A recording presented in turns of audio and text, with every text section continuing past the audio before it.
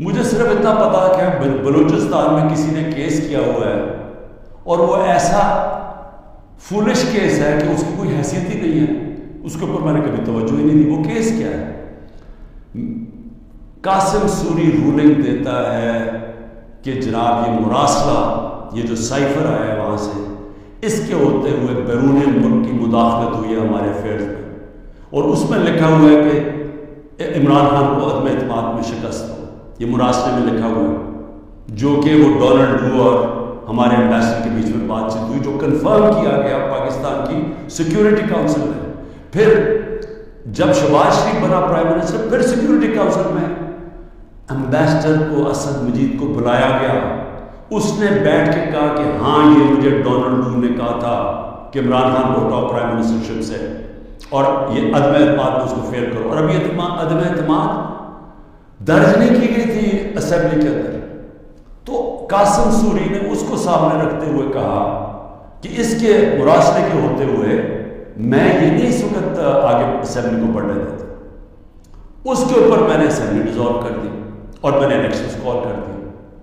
اب یہ آدمی کہہ رہا تھا کہ وہ جو الیکشنز میں نے کال کیے ہیں اس کے اوپر آرٹیکل 6 لگنا چاہیے، تو سپریم کورٹ نے تو پہلے ہی رولنگ دے دی تھی، انہوں نے تو اس کا صرف قاسم سوری کا جو رولنگ تھی اس کو انہوں نے انلافل ڈکلیئر کر دیا۔ لیکن میں نے تو اس رولنگ کے اوپر فیصلہ کیا تھا کہ اسمبلی ڈیزالو ہونی چاہیے اور الیکشن اناؤنس کر دیتا، تو میرے اوپر تو کچھ تھا ہی نہیں، تو کیس میں تو کوئی حیثیت ہی نہیں تھی۔ اس آدمی کا وکیل کا قتل ہوتا ہے، فیملی ساری کہتی ہے کہ خاندانی دشمنی تھی، اس میں قتل ہوا، وہاں پہنچ جاتے ہیں، یعنی وہ پتہ چلتا ہے کہ 9:30 بجے اس کا قتل ہوتا ہے، 4 گھنٹے کے اندر لا منسٹر پریس کانفرنس کر دیتا ہے کہ عمران خان اس میں ملوث تھا۔ 4 گھنٹے کبھی سوچے کہ کوئی قتل ہوا ہے، کوئی انویسٹیگیشن ہوتی ہے، کوئی پتہ چلتا ہے، وہ 4 گھنٹے میں کہتے ہیں عمران خان اس کے اندر ملوث ہے۔ اور اس کے بعد کیا ہوتا ہے؟ اس کے بعد آئی جی اٹھاتا ہے اس کے بیٹے کو، رات تک آئی جی اس کو اپنے پاس رکھتا ہے، اور اس سے پھر ایک اور سٹیٹمنٹ آ جاتی ہے کہ جی یہ عمران خان نے قتل کروایا میرے باپ۔ اب پہلے میں یہ سمجھنا چاہتا ہوں کہ عمران خان نے کتنے اپنے زندگی میں قتل کروایا؟ 150 سے اوپر تو میرے اوپر کیسز ہیں، تو کیا میں ادھر بھی کسی کو قتل کروانے کے چکر میں ہوں؟ اور وہ کیس جس نے آگے بڑھنا ہی نہیں تھا، جو میرے وکیلوں نے بھی کہا کہ جس نے کس طرح آرٹیکل 6 میرے اوپر لگا سکتے تھے جبکہ سپریم کورٹ نے رولنگ دے دی تھی اس میں، تو میرے اوپر تو وہ ہو ہی نہیں۔ اور پھر آرٹیکل 6 کا جو ہوتا ہے یہ گورنمنٹ کرتی ہے، یہ کبھی انڈیویجول نہیں کرتا، تو یہ وہی ایک ان میں سے کیسز تھے جنہوں میں انہوں نے مجھے پھنسایا ہوا تھا۔ اب یہ سوچیں کہ اس کے اوپر میرے اوپر انہوں نے 302 کا مقدمہ کر دیا اور میرے اوپر قتل کا کیس کر دیا۔ واضح ہے، مجھے نظر آ رہا ہے کہ کیا کرنا ہے۔ اتنے زیادہ کیسز ہیں، میں اب اسلام آباد جانے کا 16 کیسز کے اوپر میں نے بیل لے لی ہے، 16 کیسز کے اوپر۔ کبھی کسی اور پولیٹیکل لیڈر کے اوپر کبھی ایسا ہوا؟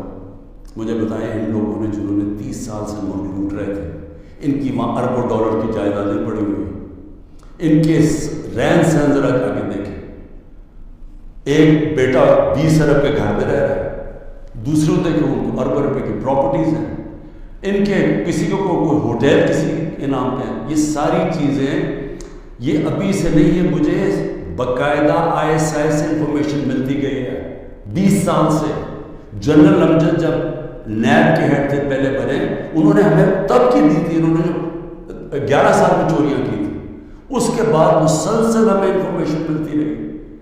جب اس کے بعد جب ہماری گورنمنٹ آئی تو اس کے بعد ہماری اپنی ایجنسیز انفارمیشن دیتی تھی، ISI بتاتی تھی کہ انہوں نے کیا کیا ان کی پراپرٹیز ہیں، اس سے پہلے بھی دیتی تھی۔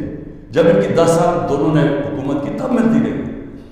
ان کے اوپر تو کوئی اس طرح کی چیزیں نہیں ہوئی، وہ جیلوں میں بھی رہتے تھے تو وہ آرام سے رہتے تھے، وہاں تو کوئی اس طرح کا ذرا ان کے دیکھیں تو صحیح ماضی میں کہ ان کے اوپر کیسز کیا تھے، اور یہ رہتے کیسے تھے، اور ان کے اوپر کیا ہوا۔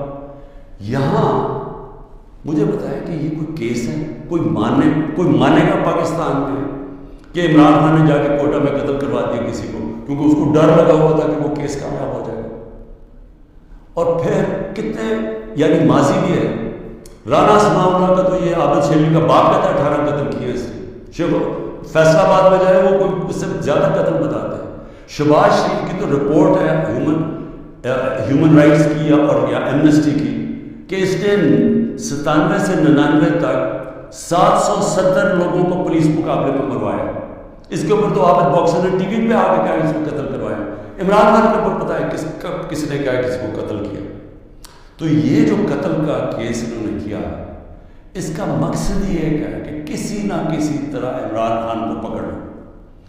اور میں اب کل اسلام آباد جا رہا ہوں، میں تو پورا تیار ہوں، میں تو تیار ہوں کہ پھر سے مجھے یہ پکڑے گا، لیکن میں کچھ اور آج کہنا چاہتا ہوں۔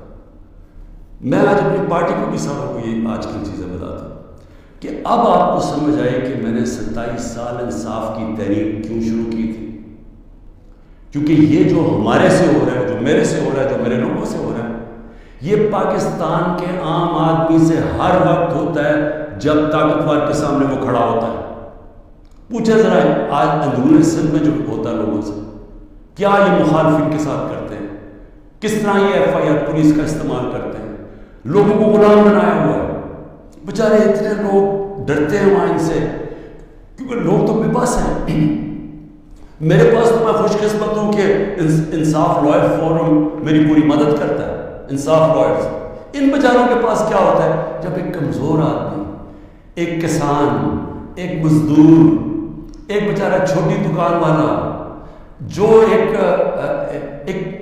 لو گریڈ کے تنخواہ دار لوگ، یعنی میں بات کر رہا ہوں جو کمزور لوگ جن کے پاس پیسے بھی نہیں ہیں، وسائل بھی نہیں ہیں، وہ ان کو جب طاقتور کے سامنے وہ کھڑے ہوتے ہیں تو سوچو ان کا کیا حال ہوتا ہے۔ یہ 75 سال سے ان کا یہ حال ہے۔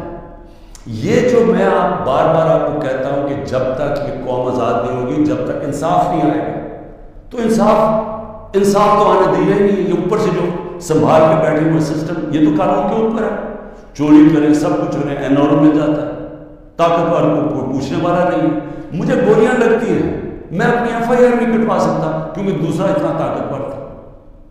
اور یہ کمزوروں سے ہر روز جب طاقتور سے ٹاکرا پڑتا ہے، جب ان کی زمینوں پہ قبضہ ہوتا ہے، وہ بے بس ہو جاتے ہیں، کوئی ان کو پوچھنے والا نہیں ہوتا۔ کیوں قبضہ گروپ امریکہ میں نہیں ہے، انگلینڈ میں نہیں ہے، کیوں ڈیولپ ملکوں میں جدھر رول آف لا ہے وہ کیوں نہیں قبضہ گروپ؟ کیونکہ وہاں لوگوں کی حفاظت کیوں کرتا ہے، کمزور کو طاقتور سے تحفظ دیا جاتا ہے، انصاف کے نظام میں ان کے فنڈامنٹل رائٹس کی حفاظت کی جاتی ہے۔ تو یہاں تو جو آج ہو رہا ہے، یعنی تھوڑا بہت جو ملک چل رہا تھا اس طرف کہ جب وہ لائرز موومنٹ شروع ہوئی 2007 میں، اور کرتے کرتے ایک آزاد عدلیہ کی طرف گئے تاکہ وہ ہمیں بچائے گی اگر حکومت ہمارے سے ظلم کرتی ہے، تو یہ تو سارے ختم ہو گئے۔ اب تو ہم وہ پہنچ گئے ہیں جو مجھے تو نہیں یاد، یہ تو وہ بدترین مارشل لاز میں پہنچ گئے ہیں۔ ہمارے تو سارے فنڈامنٹل رائٹس ختم ہو گئے ہیں۔